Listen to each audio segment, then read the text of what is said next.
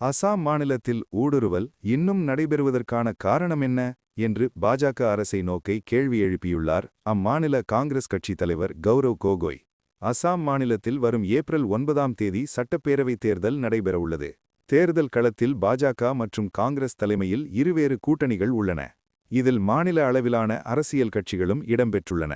இதோடு வேறு சில கட்சிகளும் தனித்து போட்டியிடுகின்றன. மொத்தம் 2.49 கோடி வாக்காளர்கள் அசாம் மாநிலத்தில் உள்ளனர். இந்த தேர்தலில் மொத்தமாக 126 பேரவைத் தொகுதிகளுக்கான உறுப்பினர்கள் தேர்வு செய்யப்பட உள்ளனர். இந்நிலையில் அம்மாநில காங்கிரஸ் தலைவர் கௌரவ் கோகோய், கடந்த 10 ஆண்டுகளாக காங்கிரஸ் கட்சி அசாம் மாநிலத்தில் ஆட்சி அதிகாரத்தில் இல்லை. இந்த 10 ஆண்டுகாலமாக டபுள் இன்ஜின் ஆட்சிதான் மாநிலத்தில் நடைபெறுகிறது.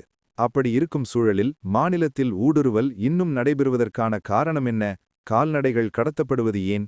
போதைப்பொருள் கடத்தல் கும்பல்கள் இயங்குவது எப்படி?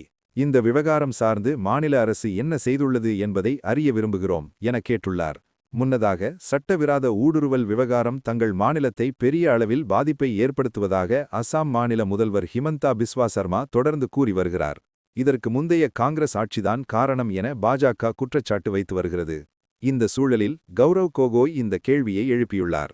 அசாம் மாநிலத்தில் தொடர்ந்து 3வது முறையாக ஆட்சியை பிடிக்கும் நோக்கத்தில் பாஜக இந்த தேர்தலை எதிர்கொண்டுள்ளது குறிப்பிடத்தக்கது. அதை வெளிப்படுத்தும் விதமாக முதல்வர் ஹிமந்தா பிஸ்வா சர்மா பேசி வருகிறார். அசாம் மாநில மக்கள், இளைஞர்களின் ஆதரவு நிச்சயம் எங்களுக்குத்தான் என அவர் நம்பிக்கை தெரிவித்துள்ளார்.